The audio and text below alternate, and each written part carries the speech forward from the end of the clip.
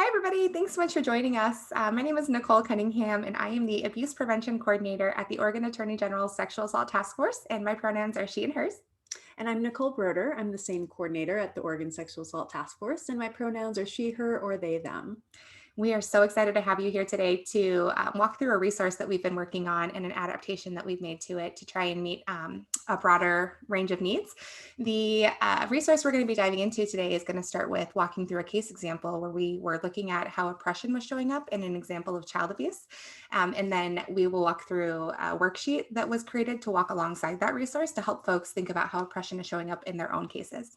And as a final part of our recording today, I'll be talking a little bit about a healthcare specific version of the worksheet that we created with a few extra pointers for SANES who may be using this to evaluate their own work and the way that systems of oppression present in healthcare in particular.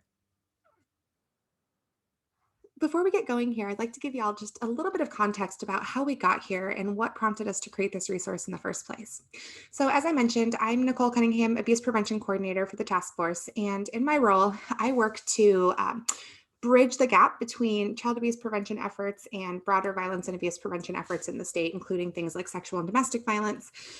Prior to coming to this role, however, I was a CPS, Child Protective Services caseworker for the state of Oregon.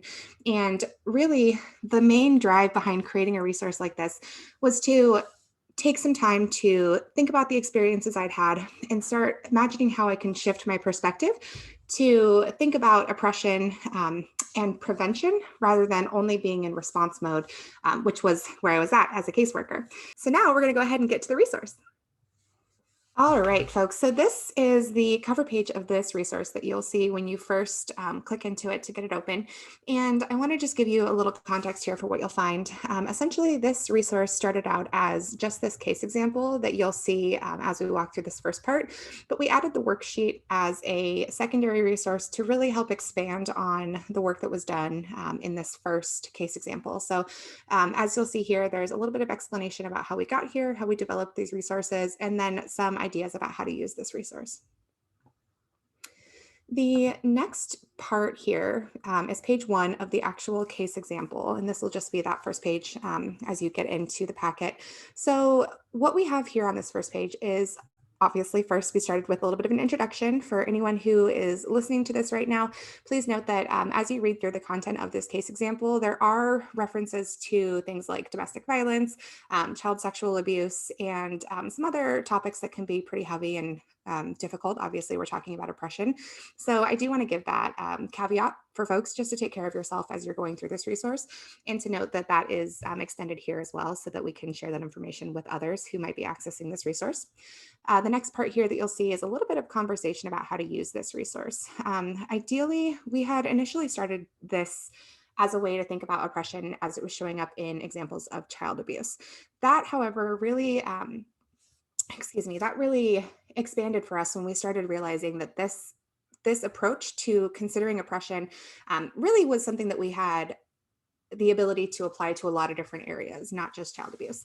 And so we tried to walk through that here a little bit in this first section, thinking about some different ideas of how we can use this resource, other areas where folks might find value in it. And then we tried to give a little bit of context here about what folks could expect as you walk through the case example.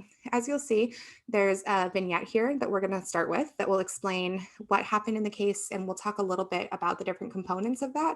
I'm not going to go into all the details of the actual case example in this recording, but I will give you some pieces of why we chose certain information and why it was important to include. The next section, as you'll see here, is a conversation about what types of abuse, neglect, and violence were present in the scenario. And we'll come back to that. But really, the intention here is to highlight the connectedness between what might be familiar to us, things like sexual violence or physical abuse, rather than only talking in terms of oppression. And so we wanted to link those things together. The next section that we're going to talk about is an examination of how oppression was present in the case example. And we'll talk about how we started looking at this through 3 different lenses that we'll come back to as we get to that section. And the last piece here explains that we've got some resources at the end here for continued learning and for safety and well-being, especially since we did mention that this is some kind of sensitive, difficult information for folks. So, okay, let's go ahead and jump in. So the first part that you're going to see here is what we're calling our case example vignette. And this really outlines what happened in the scenario. This I will note, and it's important for anyone who might be considering how to utilize this resource. We were very, very intentional about being sure that we were not identifying anyone in this resource and that we were taking out any information that would have been, confidential or that could have violated any kind of policy or law that would have been shared. So definitely we anonymized this. This case example is actually compiled from multiple different experiences in the field of child welfare and gave us a really great opportunity to add in some different dimensions that were important to think about. A few of those that we want to be sure to highlight are over here in this orange box that you'll see at the top up here. We thought it was important to capture some demographic information about folks. In this example, we have things listed like, father, Joe was the father, he was male, he was cisgender, heterosexual, and Caucasian and Latinx. These pieces were important for us to capture because we know that there's a lot of nuance that comes with those intersectional identities that folks have and that they carry with them into their experiences. And so we want to also make a note down here. In this case example, right, we talked about the actual abuse that happened and concerns, about kiddos coming into foster care or not. There's some conversation here about supports they had, but what's not listed here, because it's impossible to capture all of the different pieces that contribute to an experience of violence or abuse that happens within a family, right? Or within any situation, if we're being honest. So this additional factors box down here was really crucial in capturing some of the other stressors that the family was experiencing to highlight that there were more nuanced pieces going on outside of just whatever experience we saw, right? So here you'll see things like talking about having difficulty finding and maintaining employment, concerns about social isolation, gender and sexuality questions for one of the youth in the family, along with some other stressors that were impacting and that had a role in what happened and the climate around what happened for the family. The last thing that's important to note on this page is the language caveat that is down here. We have really been intentional in this document with trying to think about the connotation of words like kids or minor or, alleged victim if we're talking about the ways our systems respond, because we know that there's connotation attached to those words and that oftentimes when we use words like child or minor, we are implying and reinforcing that ageism or adultism that's often present when we think about the ways that youth are approached or considered in their experiences, especially when they've experienced something like violence or abuse and then have to interact with systems. So we made a note there, and then it's also important to note that we highlighted the pronouns. This is obviously something that we think is crucial to creating a climate that's more accepting and safer for all folks. So that's the first page here and how we structured our case example. The next page here is going to start making some of those connections for us. So at the top, this yellow section highlights some of the different forms of abuse and violence that were actually present in the situation. So we broke it down. There were concerns for sexual abuse, there were concerns for mental and emotional abuse, and then also for neglect. And once again, these pieces felt really important to us in the child abuse world to be able to connect not only the actual concepts that we work with, but the language that we use. And so this is a place where, this is something that may or may not be applicable to all disciplines. This may not be the approach that you find the most value in, and it might be, right? There might be value there in connecting the actual experience that someone had with oppression. So keep that in mind that this resource can be, there are parts and pieces of it that might fit you, and there are parts and pieces that may not. So for this first one, though, it definitely made sense for us to connect forms of violence and abuse, especially thinking about how we, in the child abuse world that I came from, how we talk about the experiences that folks have. This was crucial for us when it came to being able to make connections back to the forms of oppression that we identify on the next page. So down here on the second half of this page, you will notice a blue box. This blue box really just kind of cues you up for what's to come. It explains that we've got 4 tables that are upcoming that we're going to look at 4 different forms of oppression. In this case, we highlighted ableism, adultism and ageism, classism, and racism. It also explains that we are going to be using 3 different lenses to think about oppression: how oppression was a root cause for the parent's behavior, how the parent used this form of oppression to perpetrate violence, abuse, or neglect, and then how our systems reinforced oppression in the scenario. Additionally, we were really intentional based on the feedback that we got from our partners as we were developing this resource. We were intentional in trying to include some historical context pieces when we're looking at oppression, because we believe that it's important to think about where we came from to understand how we got here, right? And we also, have to be thinking about those historical pieces to be sure that we're not assuming that folks are experiencing violence or abuse in like an isolated moment, right? We know that there are lots of different things that combine and contribute to folks' experience of violence and abuse. And if we're discounting the historical pieces or things like intergenerational trauma, experiences that folks, their parents, their grandparents, their ancestors had, then we're losing a whole piece of this picture of what makes someone who they are and why they are in a situation that they're in to begin with, right? So the historical context was really important for us to make sure that we're not losing those pieces of what's contributing to the climate that allows violence and abuse to flourish. The last piece here is just a little caveat that this resource, yes, we are going to be thinking about how our systems are reinforcing oppression. We are not trying to attack anybody or have this come off, like people aren't doing their jobs, or we know that there's nuance in the way that this work happens. And we know that there are barriers when it comes to how we work with folks, how we show up and are able to do the work, which doesn't always align with how we want to do the work, right? So we wanted to be transparent about that down here, that we know that there are, that this resource it's possible that it might bring up big feelings.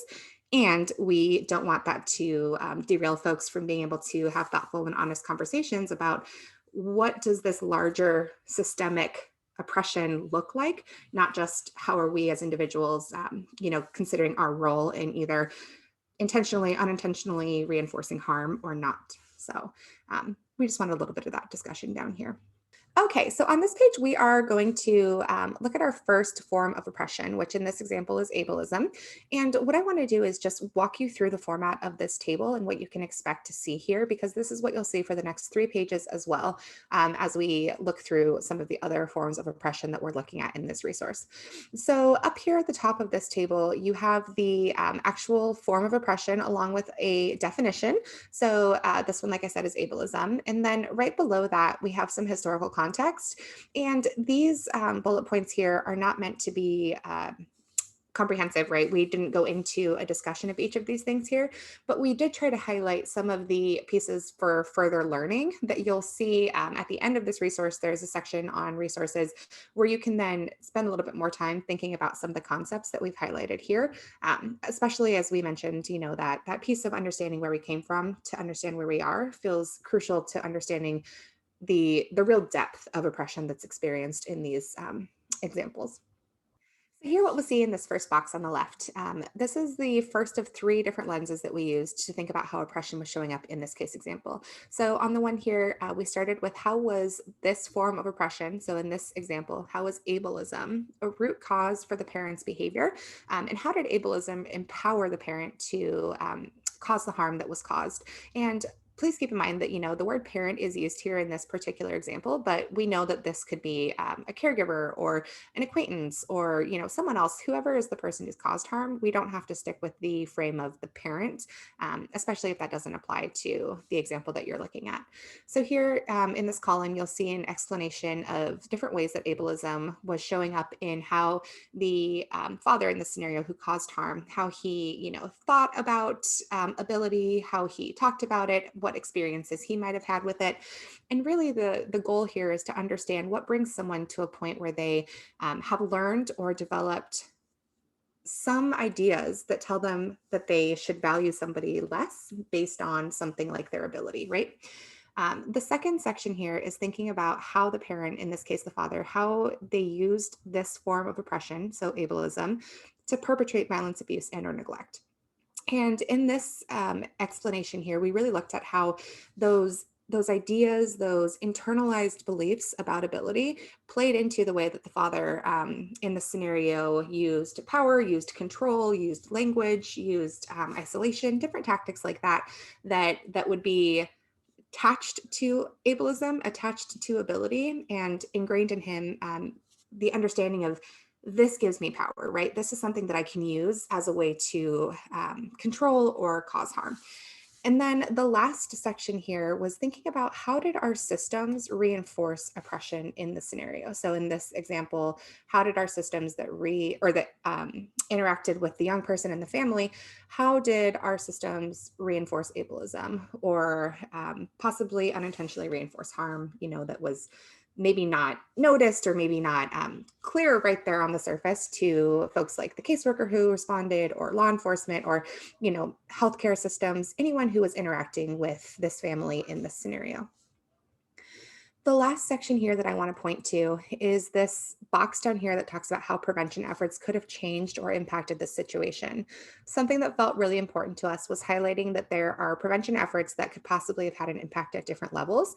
And I want to just give a brief little description here of what primary, secondary, and tertiary mean, just in case anyone who is watching this maybe isn't familiar with those terms, or you might be more familiar with the terms upstream, midstream, and downstream, which correspond to the same topic that we're discussing here.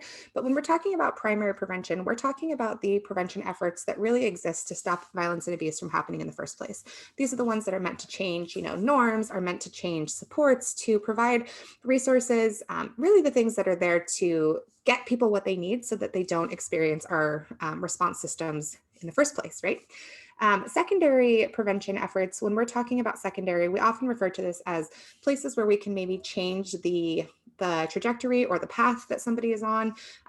We think about this in terms of how can we maybe make some kind of change for someone who might be at risk of experiencing harm or perpetrating harm. And then lastly, this tertiary idea is how do we prevent harm from happening again to somebody, right? This is more what you see when we're looking at response systems, folks who are doing things like providing mental health care or, trauma recovery services. These are folks who are doing the work to be sure that we are not experiencing harm again and making sure that we can work towards healing or whatever that looks like for somebody after they've experienced violence or abuse. So with that said, we did go through and try to list out some different efforts that could have possibly made an impact or changed the situation at all three of those different levels. This felt really important to us because we don't only want to focus, when we're thinking about prevention, we don't only want to focus on what we don't want people to do, right? We want to replace it with what's healthy, what's positive, what we want folks to do. And so we tried to offer some ideas here about how we could have changed the outcomes in the situation. And we'll do this for each of the following forms of oppression as well. The last thing down here, we just wanted to make a caveat that we know that a lot of prevention efforts actually overlap between those levels and that it's not always as clear cut as this person or this effort, this strategy was primary prevention only, right? We know that sometimes an effort might be primary and secondary. There's times where these efforts can bleed across those different levels. And we wanted to be cognizant of that and name that. That way we're not putting ourselves in boxes where we're not able to see the full scope of the impact that our efforts might have.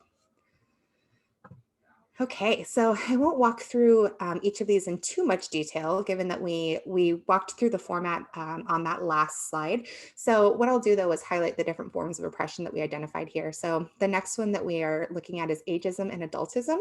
And again, we have all those same discussions about some historical context, those three different lenses of how oppression was utilized. And then once again, thinking about prevention efforts across those three different levels. And that's what you'll see as well on the next two. So we've got classism, and the last one that we identified is racism. And these four were chosen because of the specific example, but we know that there are many different forms of oppression that we could have talked about in this situation. For example, you'll see on the first page, or that case example page that's orange at the beginning there, how we highlighted that there was some conversation about gender, sexuality, those different identity pieces for one of the young folks.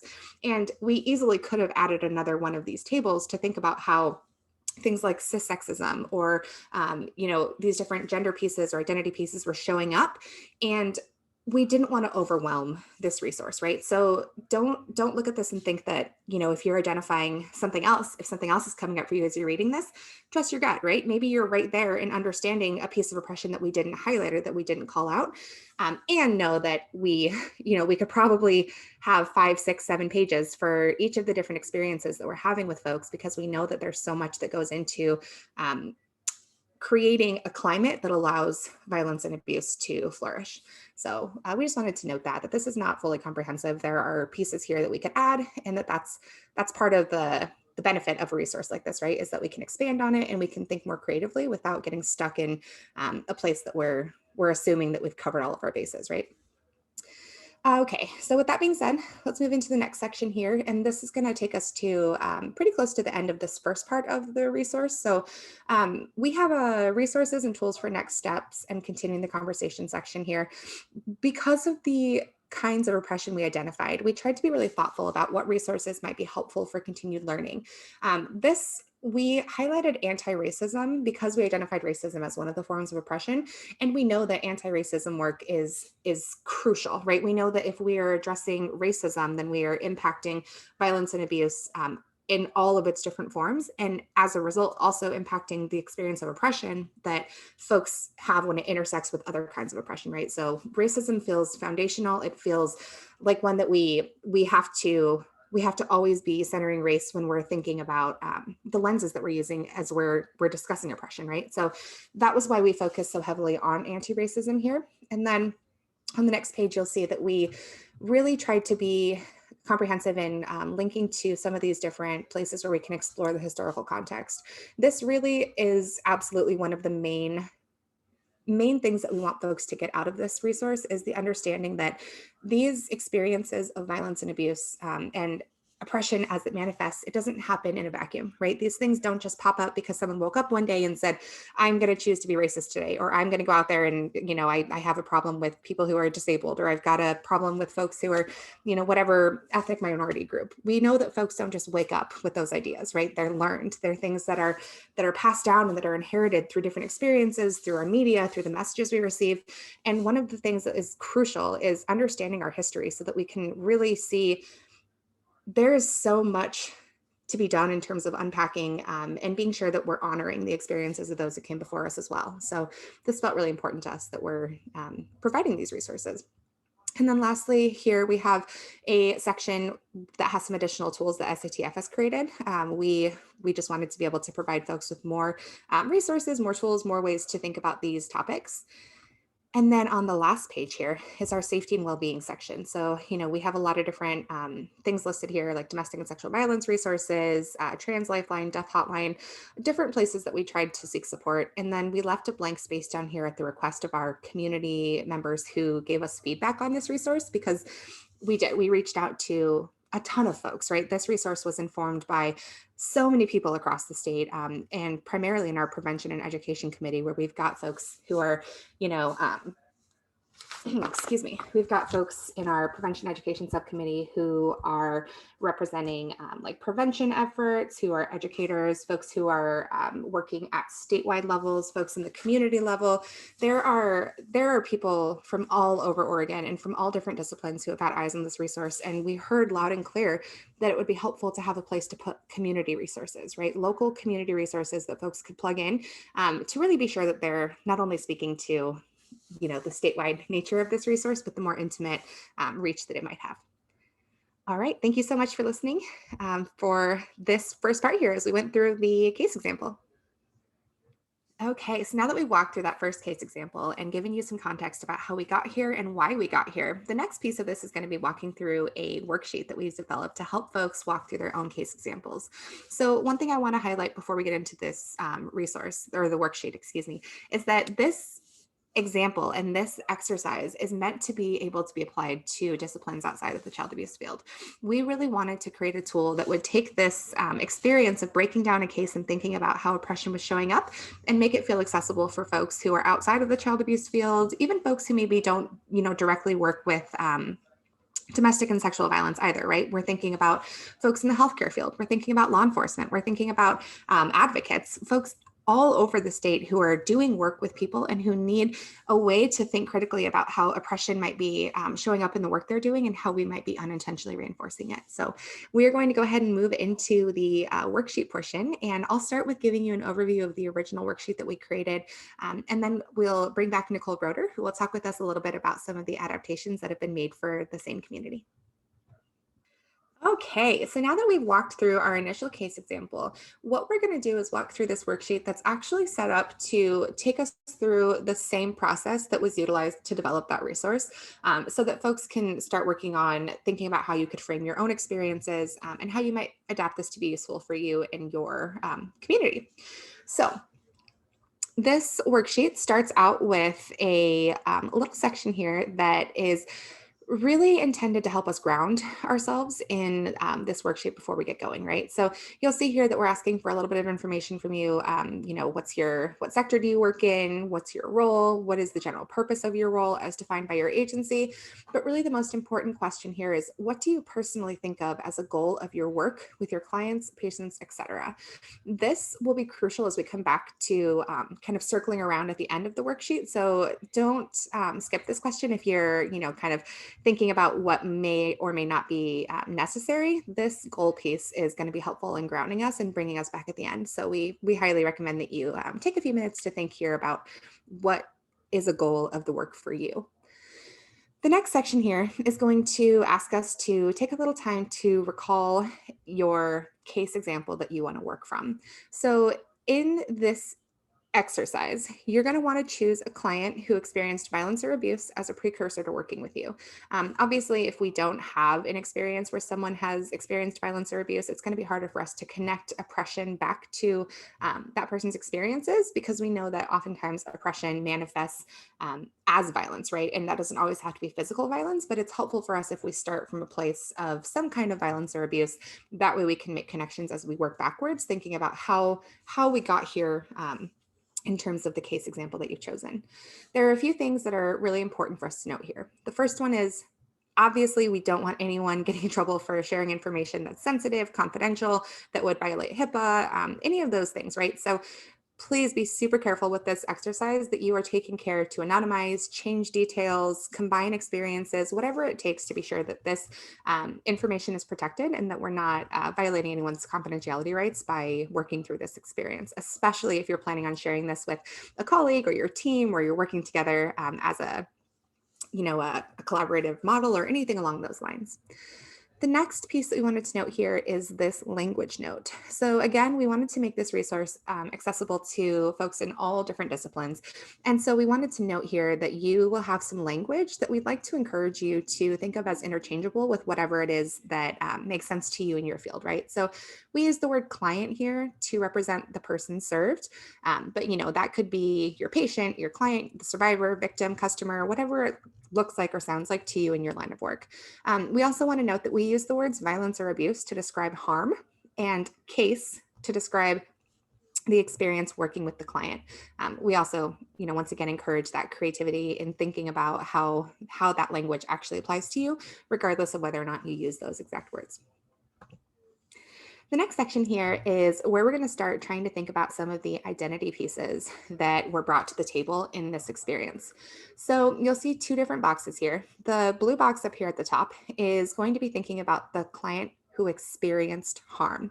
This is where we are going to start trying to outline some of the different factors that make up the identity pieces that help dictate how your client experiences the world, or how the world experiences your client. So this is things like race, sexual orientation, ability, age, criminal justice history, language spoken, ethnicity, immigration status. And then we know that there are probably others, right, that we didn't think of here. So we wanted to leave some space for flexibility. This is crucial because we can't effectively think about the oppression that someone is experiencing if we don't understand the things that they're bringing with them to the table, right? We know that if we are only looking at a client in terms of, what their experience was, or how they presented, or, what injuries they had, or, what their long-term ramifications are going to be of this experience, we're really focused on the moment, right? The right here and now, the situation that has landed at our doorstep. But what's really important with this exercise is being more critical of our assumptions, right? And working backwards to think about what that person brought to the table with them. What are they carrying with them in terms of how they walk through the world, and how there might be barriers, things that they might have to overcome, challenges, and also strengths that they have, right? These are really important aspects of people and things that we need to honor, and be cognizant of when we're working with them, to really be sure we're getting a whole experience of a person if possible. The next piece here is, because it's not technically a box, but this white section is going to ask us to do the same thing, but this time we're thinking about the person who caused the client harm. And so here we want to think about, the exact same things: their race, their sexual orientation, socioeconomic status, gender, all these things that you would hopefully, that you may or may not know, right, about the person who caused harm, but that you might have gotten through conversation with your client, or through paperwork that was filled out, or through, just the experience of interacting with that person. Maybe you've worked with them when it comes to, contacting families, or maybe you've interacted with that person through the law enforcement system as a result of whatever happened, right? So this is a place to really think about the person who caused harm in the same way that we're thinking about our client, right? The person who experienced harm. One thing that we want to do down here is just be sure that we're noting that we know that you might not have this information, right?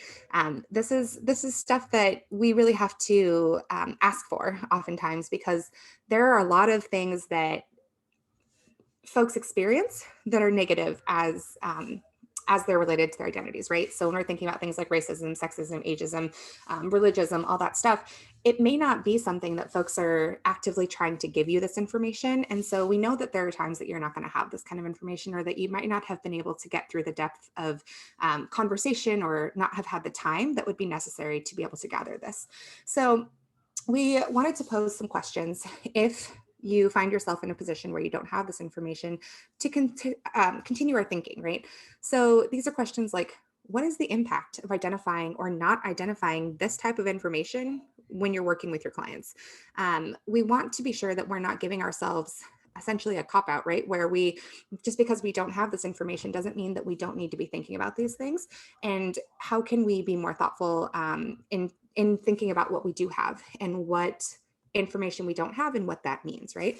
So you'll see a few questions down here, like what might change about the way that you provide your services if you know these things, or if you don't know them. And then this is also a really great example to consider the power and privilege that you hold, simply by being in a position where you are able to think about someone else's experience in this way, right?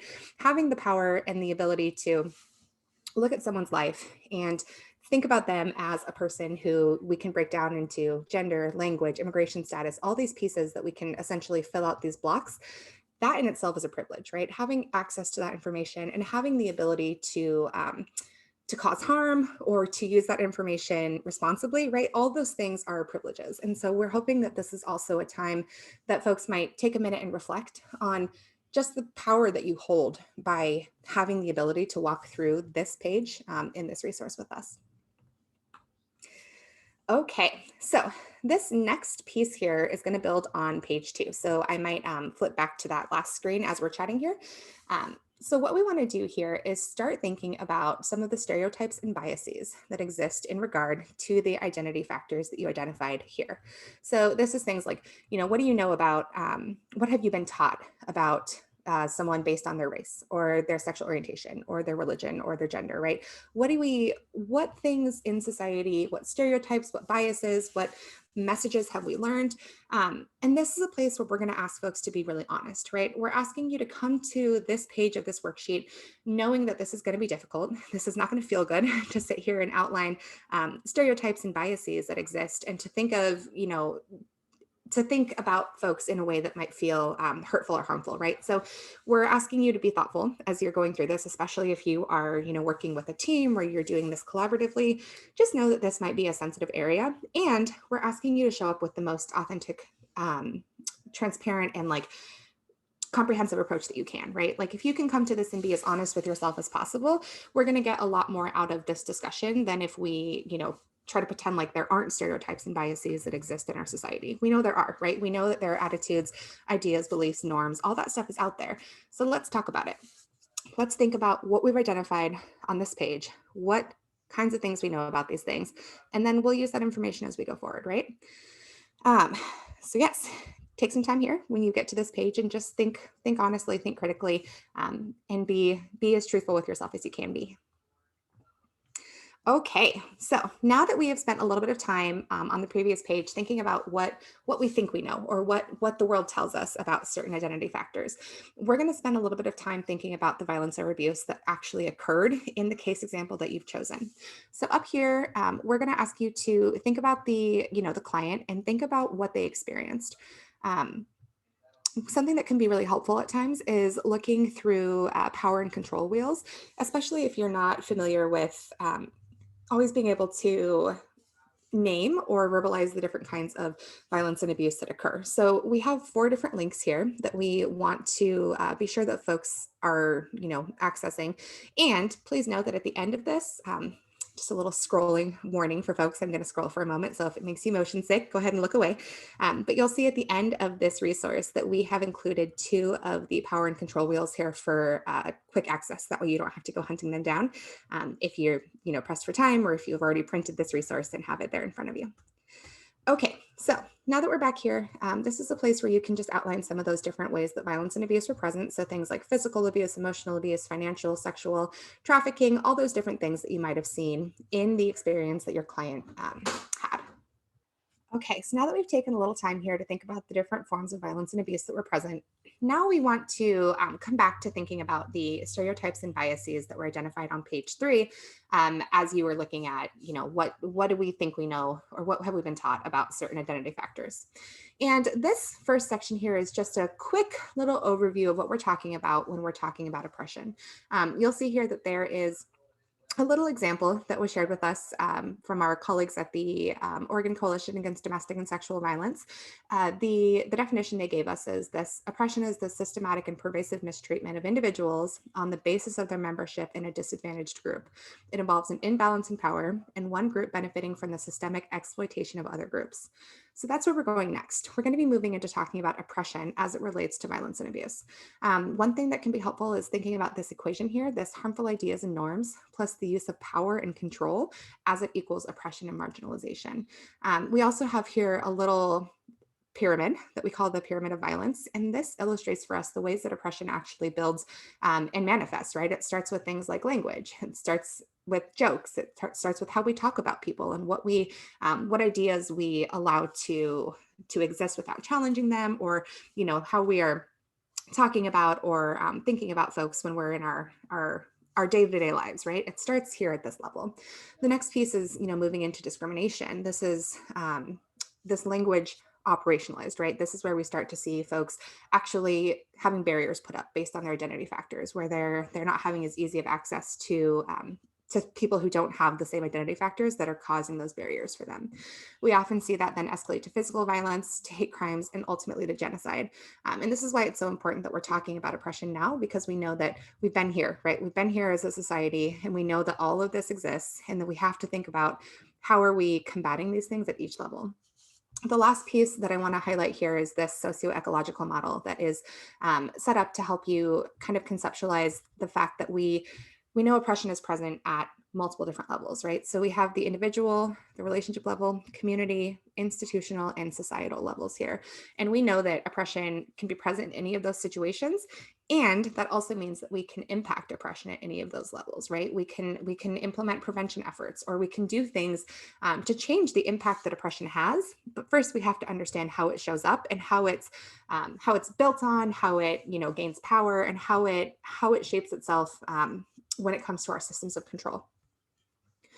Okay, so with that said, we're going to move to the next page here. This one is one of my favorite pages, actually, and I'm really excited to share it with you. So here we're talking about making some connections between oppression and violence and abuse. And so we wanted to give you a few examples to begin with, right? So that we could do a little thinking about this before we just jump into your actual case example. So here you'll see a little example that we came up with. In this instance, it revolves around mental health concerns and a partner who is not emotionally supportive of their partner and their mental health needs. And so we wanted to illustrate here the ways that ableism turns into emotional abuse, and then also give you some questions to think about some of those more nuanced levels, rather than just, explaining, well, this can become this. Great, we know that. And now, what if you knew this, right? What if you knew that there was another level? What if you knew that there were other things that were compounding and interacting and influencing the way that this person experiences the world, or the way the world experiences this person, right? And so you have two examples here, one, with this mental health concern, and then one down here that's a concern for a houseless person who experienced police violence based on racism, and the way that it culminated with their experience of houselessness. And so in this one, we wanted to highlight, like I said, how racism, classism become police violence.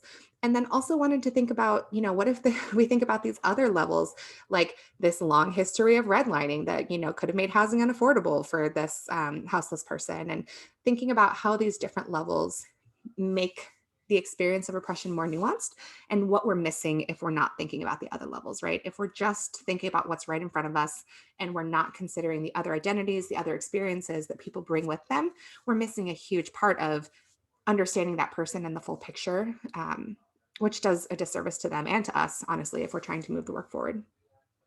So with that being said, we will move into this next section here, which is often a place that can be a little bit more difficult to think about. This is one of the more complicated sections in this worksheet. So this is where we're starting to think about, if you think back to those tables that I showed you in the first section of this recording, where you had those 4 different forms of oppression, and we looked at them in terms of how is oppression a root cause, how is the parent utilizing oppression to as a tool to perpetrate harm, and then how was oppression reinforced by our response systems. So this page is set up to try to get at those first 2 questions. How was oppression a root cause for the behaviors? And then how did the person who caused the harm utilize oppression? So here we are going to ask you to come back to thinking about your own case example. We're coming back to, the client that we've been thinking about their identities. We've been thinking about stereotypes. We've been thinking about the violence they experienced. So come back there and think first here about this first lens, this how was oppression a root cause for the behaviors of the person who caused harm? This one may not be very obvious unless you've had a lot of time to really sit down and talk this through, or a lot about the background of the person you're working with, the person you're providing services and supports to, because oftentimes people who have oppressive values and norms and ideas in their heads are secretive about it, right? Folks don't often walk around just yelling, I'm a racist, or I have an issue with mental health. Those kinds of things are not often put on display, at least not for the majority of society, I would say. And so what we want to do here is try and identify some of the harmful ideas and attitudes about your client's identity factors that the person who caused harm held, right? So for example, let's say you identified that your client is Latinx. And let's say that they experienced physical abuse from a partner in a relationship, right? And let's say that for the purposes of this piece here, this question of what harmful ideas and attitudes, I could understand that this person maybe has prejudice or bias against a person of Latinx descent if maybe that person was saying things to your client like, go back to where you came from, or, you don't belong here, or, speak English, right? Like different things that give little glimmers of ideology, of values, beliefs that are held. Those are the kinds of things that we want to try and capture here. And this may also be more obvious, right? It might be your client saying, he told me no one was going to believe me because I have mental health issues. This could be your client saying, I am homeless, and for that reason, I knew that I couldn't access supports. This could be, they might say, I practice a religion that my partner or, the person who caused me harm is not comfortable with. And so, in that regard, they may tell you that there are oppressive ideas that that were held by the person who caused them harm. And if those things are obvious, then great, that's super helpful, right? And if they're not, we wanted to create some different pieces down here that might help illustrate some of the ways that folks show their oppressive ideas without verbalizing I'm racist or I'm sexist, right? So some of that might look like she's crazy. I don't listen to anything she says because she's nuts. If we're thinking about someone who is voicing ableist viewpoints, he's just a kid. I know what's best for him, regardless of what he says. This is an example of adultism. So there's a few examples down here that can help us think about how the person who caused harm was showing their oppressive ideas or values, right? The second piece here, actually, excuse me, I want to come back for a second. I really think it's important to highlight this question here. If you don't have this information, use the space to think about how not having this information may have impacted your work with your client. This feels crucial to me because the reality is that if we don't understand the dynamics that allowed for somebody to experience harm in the first place, we're always going to be missing something, right? And that's not saying that we're not doing our job. That's not saying that we're not getting the information that we need to be able to do our work. But what it is saying is that there's a deeper piece of a bigger picture that is missing if we don't understand what prompted somebody to cause harm in the first place, right? The second piece here is this idea of how did the person who caused the harm utilize oppression to harm your patient or your client? So this here is a little more straightforward, right? This is things like, how did they tie their abuse, their harm to identity factors? So maybe they isolated the person. Maybe they, physically abused them because the person, maybe your client has a disability, right? And maybe their partner was physically abusive to them because they knew that they had power in that way, right? Maybe there's financial abuse.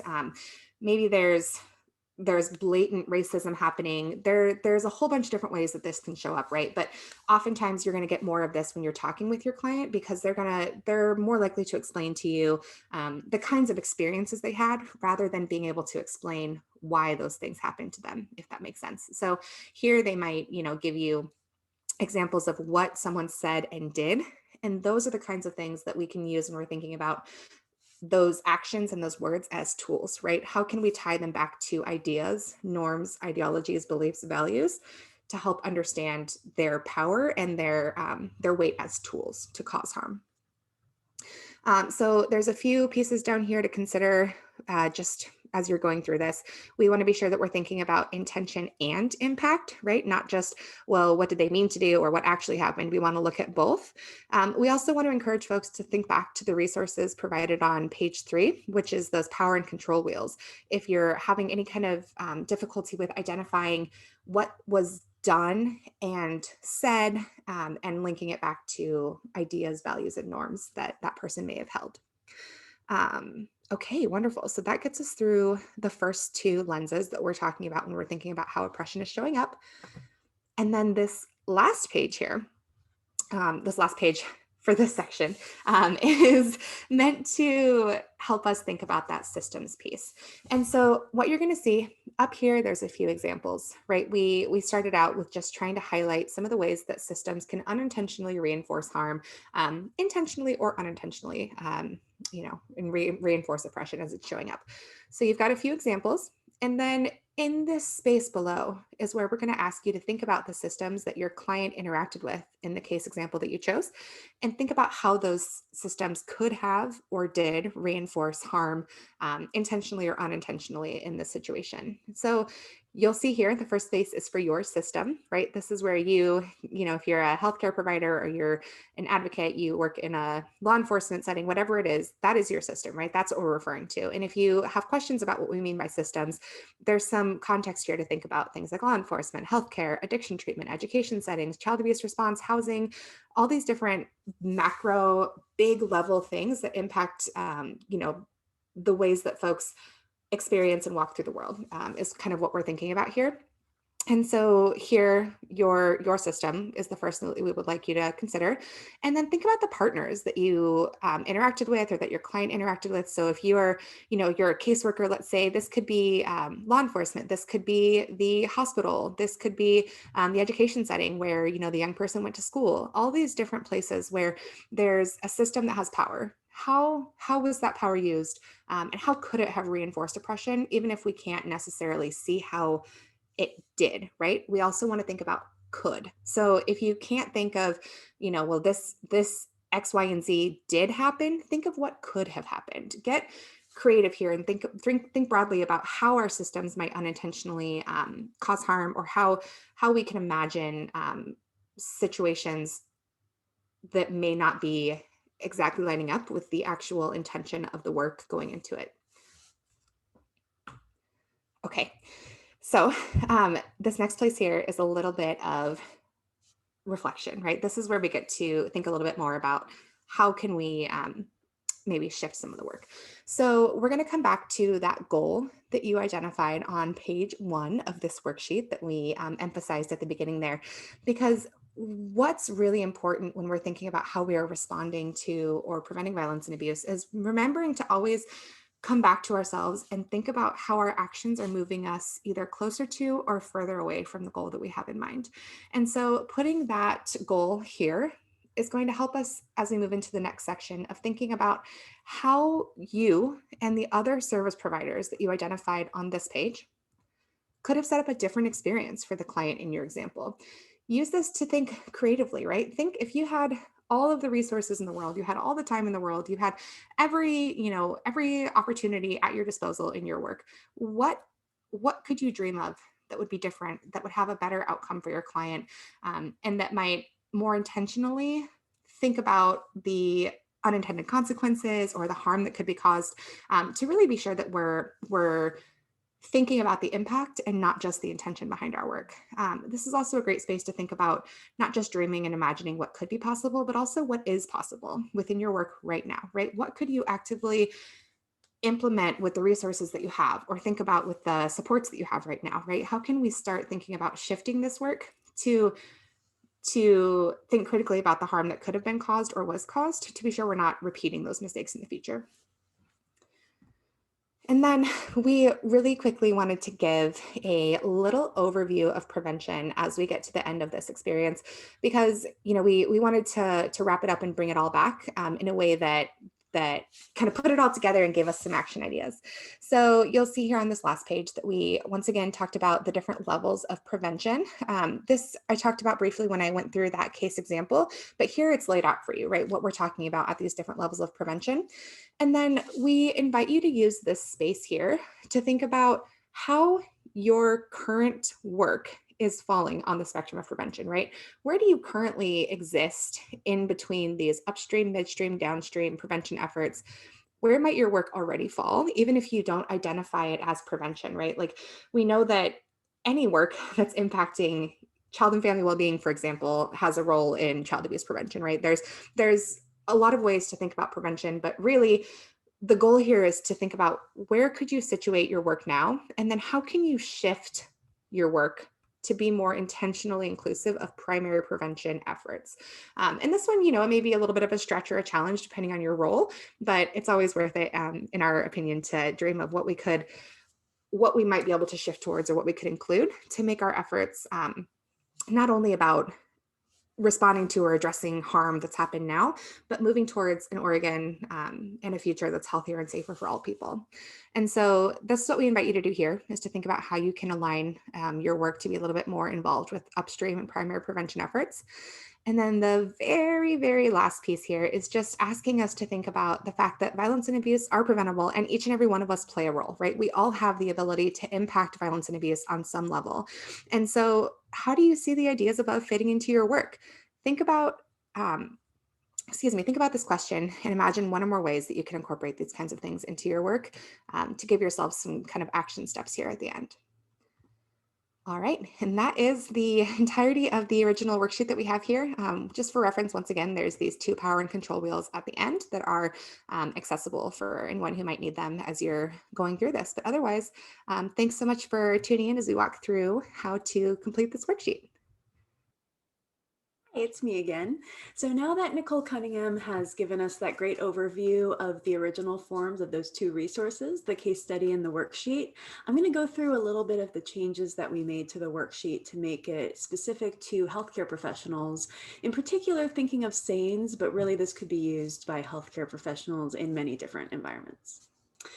Okay, so this is the adapted version of that worksheet that we made for healthcare. You can see that we helpfully labeled the top with healthcare version and changed the color to a combination of our SANE program blue and the prevention green. So you can see we put a lot of thought into that. One of the things that you'll see, which is just very basic, is that we changed all of the language to just go ahead and be be patient instead of client, so that it was focused on healthcare. But some of the other changes that we made were more substantial. And so I'll walk through those with you kind of quickly here. First off, over here in the notes section where we were talking about privacy, I did call out that HIPAA is something that you're going to want to consider, of course, if you are a healthcare professional, whereas some other professions may be looking at it through different privacy lenses and different privacy restrictions. So especially if you're doing this maybe with your unit or with your SANE program team, just make sure that you're following those HIPAA standards there. And then at the bottom, we do have a link back to that original document because it really is meant to be used pretty widely and has a lot of broad applicability. I wanted to make sure that we gave you that there. Then the next thing that you'll see is on page 2 here. As Nicole Cunningham talked about, there's this nice little area where it talks about what types of this information do you have easy access to, and what might you not have access to, and how does that affect your interactions with, in this case, the patient? And so I just use this opportunity to really go more into what that looks like in the healthcare environment, and specifically how much of what we know, especially in advance of meeting a patient, is really tied to what's captured in the medical record. And thinking about the fact that we see the medical record oftentimes as this very impartial thing that just kind of captures facts as they are. And I think this is a good time to remember that medical records are created by humans, and humans are human. And therefore it tends to reflect a lot of the different things about prioritization and importance, and some of the biases too of the society that it's created within.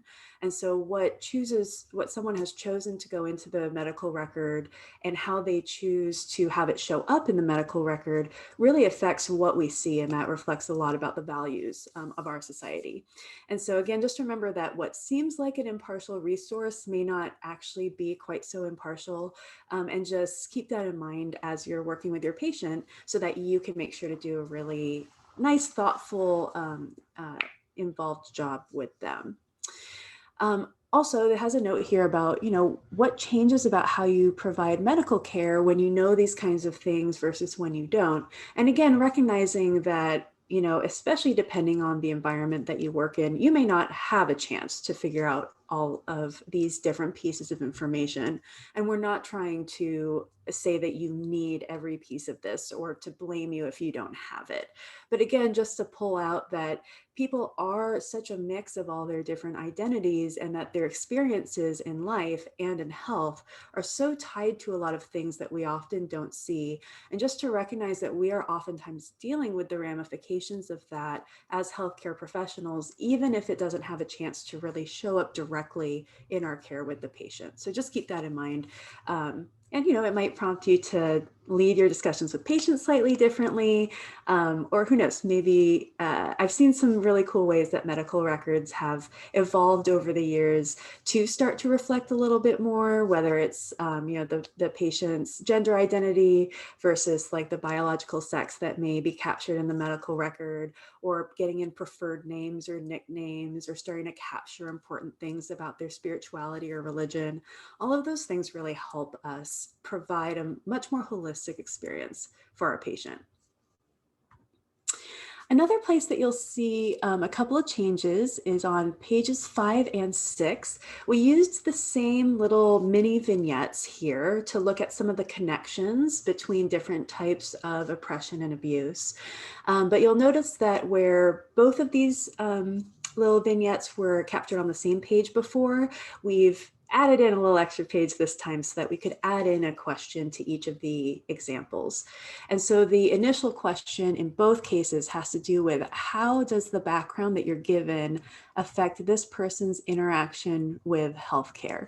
And again, this is just a chance for us to really take some time and think about how our patients and their very complicated, multifaceted daily existence is captured in like very specific ways when they interact with us in healthcare, and sometimes in ways that don't completely, serve our interactions with them. Um, Including just whether or not they're likely to seek out healthcare at all. There's a lot that goes into that decision that we will never see or be a part of. And again, not saying that you need to get like super in depth with each of your patients with that, but just remembering that that affects the interaction before you are ever even a part of it, I think really helps us give the most compassionate and sensitive care to our patients. And then again, just a couple of reminders about what's likely to show up in the medical record, what's likely to be missed, and what does that say about maybe who is capturing that information, and what kind of priorities and values that reflects. And so you'll see that same additional question here with vignette 2 with Avery. And I think that that is something that SANES may especially identify with, this vignette, because so many SANES do come from the emergency environment, and because I was also an ER nurse in the past and have definitely done health checks for detainees that officers have brought in before taking them to jail, and just thinking about how, again, that affects the interaction from the beginning, especially because of some of those hierarchical power dynamics that exist within the healthcare system, and the way that we interact with other professionals, like police officers, versus how we may interact with our patients. And so again, just kind of calling some of that out. And again, remembering that we hold a lot of power, as Nicole mentioned, just by dint of being in a spot where we are even thinking about these or evaluating all of this on behalf of our patient. That comes with a lot of responsibility with it too. And then kind of the last main area that you'll see some changes here is page 10, where it looks at the different types of prevention, and some examples of that. I think that a lot of times healthcare professionals don't think of ourselves as being involved in prevention, and I will, plead guilty to that too, unless maybe you're in like a primary care environment or really directly involved with preventative health. But I think SANES and emergency nurses and floor nurses and all sorts of other different professions within healthcare, we don't often think of ourselves as involved in prevention, because we're coming in a lot of times after the fact and trying to manage a health condition that has already arisen. And so we think of ourselves more as response. And I think this is a really good chance for us to consider the fact that spectrum is this huge spectrum, and that health plays so much into every different step of prevention. And that means that we are all a lot more involved in prevention than I think we really realize or give ourselves credit for. And so this page is just, I think it's a really good chance for healthcare professionals to think about the different ways that we are involved there. And from talking with folks, across the state and also across the country, I think recognizing that can also be really helpful with sustainability sometimes, because the more that you see where you have agency and where you can affect the causes that you are passionate about at different points along that spectrum, I think can be really helpful for remembering the good that we can do in the work and really doing the best job for our patients that we can. So with that, I'm also going to make a little plug. We will be holding a live session, and that will be on the agenda, where you are welcome to bring your own case studies, and we'll kind of guide you through working on this. It can be a little workshop session. You don't have to share, but I think it's a nice chance to get to try all this out together and maybe learn from each other where those opportunities are available. And we'll also have another session available, if you haven't seen it already, on kind of that whole spectrum of prevention. So if that interests you more, we'll be talking about that a lot more in depth, and I encourage you to check that out. Thanks so much for attending this.